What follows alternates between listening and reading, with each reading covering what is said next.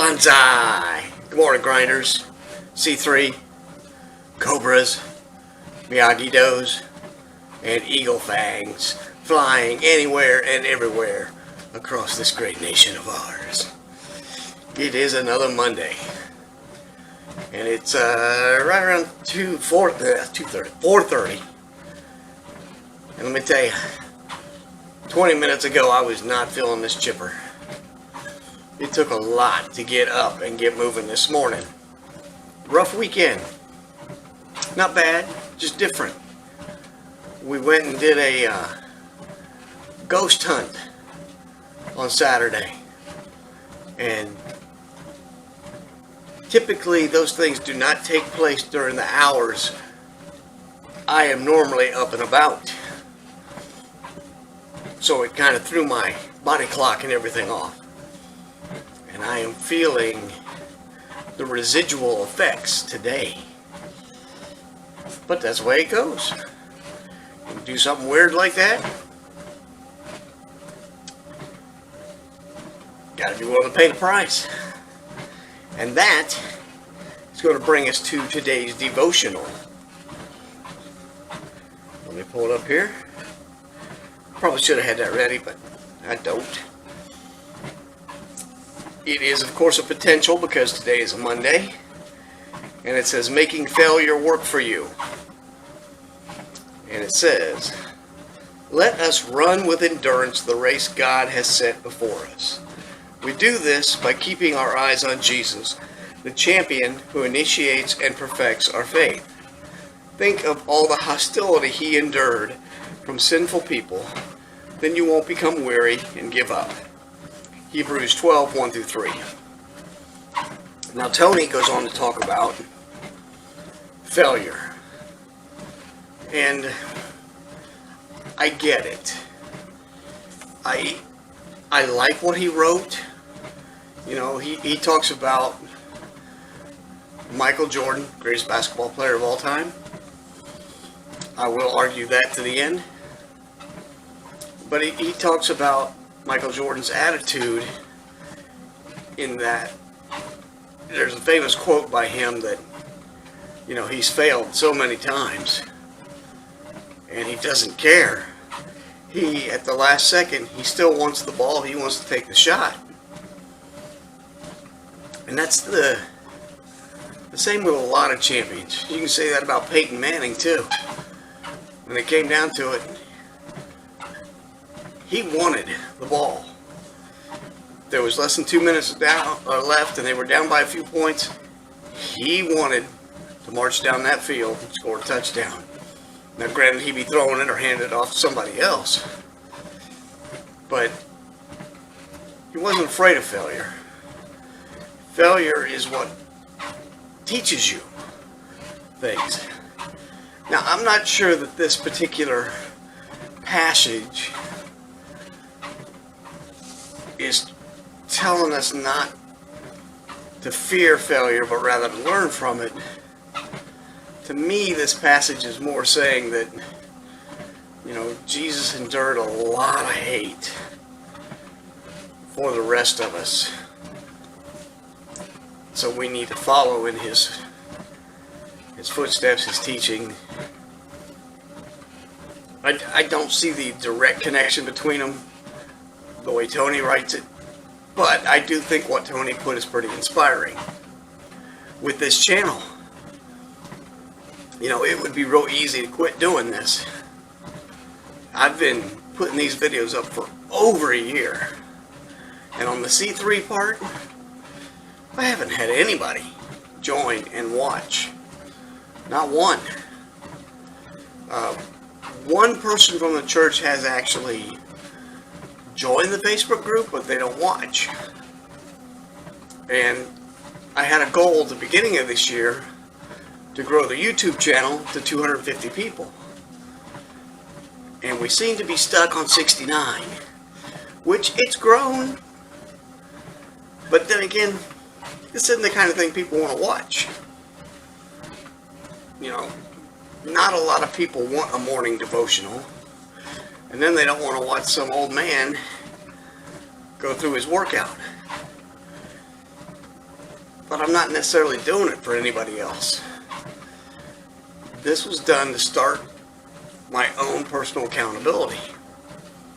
And I wanted to watch my form.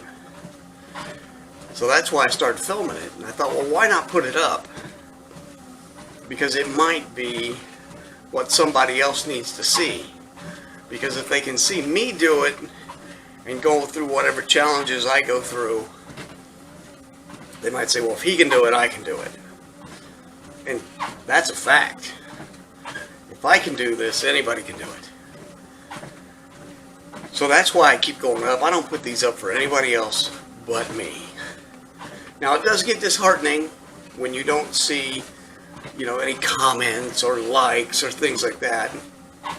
And I look at other channels and I'm like, how in the hell do they have 1,000 views? And all they did was come on for 45 seconds and bitch. Is that what people want to watch? Well, apparently it is.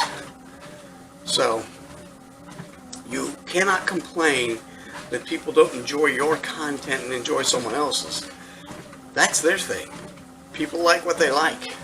And if you're not putting out what they like, you can't get mad at them. That's on you. So, anyway, I have waxed on long enough. I'm almost done with my walking here. I'm ready to get in the bat cave and do Eagle Fang 5B, which puts a little more emphasis on the arms. And I think we're going to have to get some air going in here because I'm getting kind of sweaty already. So anyway, we'll see you in just a few minutes. Banzai. Banzai. Welcome back, grinders. C3, Eagle Fangs, Miyagi-Dos, and Cobras. We're up to the third set of Eagle Fang 5B. We're going to get it started off with face pulls. I'm just going to pop the buds in and get to grinding. So let's get going. Alright, grinders, away we go. So the first thing up here is the face pull. And this weight is to the point where I'm at such an angle and I have to pause at the top. Because if I try and pull, the weight is too heavy, it moves my body. And that's a good thing. I like the face pulls. I think it's a great way to start up and warm up the upper body. And from there, we're going to go into, I think it's suitcase deadlift is the next thing we got. Pull. Oh no, I'm sorry. Lat pull downs. Okay, this is one arm at a time. Pretty good.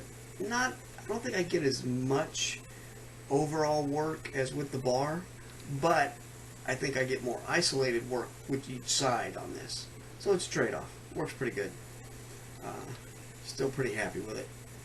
Now I think we're going to go into the suitcase deadlifts, which I don't know what I think about these. One thing I notice is that the right is definitely easier than the left, and so I'm wondering, how much of my upper body comes into play here. It's supposed to be legs, and boy, looking at it, I don't look like I'm getting near low enough. But when I'm doing it, I feel like I get low enough. Looks like I'm doing too much back there. I really need to bend the knees a lot more. So that is something I may have to work on in the future. And now we're getting into some of the fun stuff. Of course, first up is the bench press. Everybody loves bench press. One arm. So the weight's not exceedingly high on here. As I've said before, this is the third of 3 sets. I start off with 12 reps, then go to 10, and then 8, and sometimes I push a little extra. I think all my weights went up on all my exercises this time, and that's why I had the extra 420 pounds. So that's one thing I really like about the tonal, and what sets the tonal apart from free weights or bands or anything is that, when it senses, hey, you're doing this without any real struggle or adding some weight, it just adds a pound here, 3 pounds, 4 pounds, whatever. And if you don't think it's enough, you can always go in there and change it, or if it's too much, you can go lower it back down. So, now something a little weird here happens. The weight kicked off. I had to kick the weight back on. These are really good because I'm really struggling to pull these here. and it's only 8 reps. And then this is the really goofy thing. It's a handle move, and I was doing inclines on the bench, but I thought, you know, that's not working as well for me. I don't feel like I'm getting as much of a stretch or a struggle. So I put, for the third set here, I put the arms all the way up, all the way out, and I'm basically doing the same thing, only at a downward angle. So, and yeah, you're getting a real stretch, and you can see that I'm fighting to push these things down. So that was real good. Really enjoyed that. Got a nice pull and stretch on the chest muscle. And I think this works the upper chest. I could be wrong. Might be the lower. But, you know, all I know is it feels good. So that's the important thing.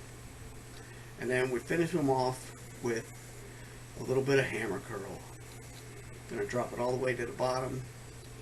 I know I got that light in the upper corner that's kind of glaring on you, but we'll move the camera here. There you go. So we're gonna finish her off right here with 8 quick. Actually, I think I do 10. And that'll finish it up. Hopefully I'll get up tomorrow morning and do some exercise and film it. Otherwise, I'll see you on Wednesday. Peace out.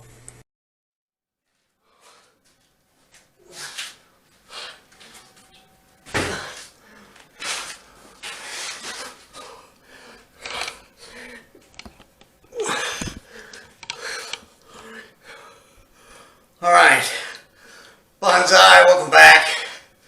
Okay, we did 12,687 pounds. That's 420 more than Wednesday, the last time we did this workout.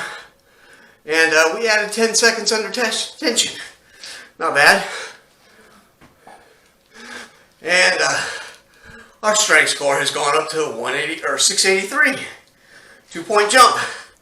And that's it. That's all I got for today. It's pretty good. So we'll give you the flex here. That's off a little bit. Come on, we can do better than that.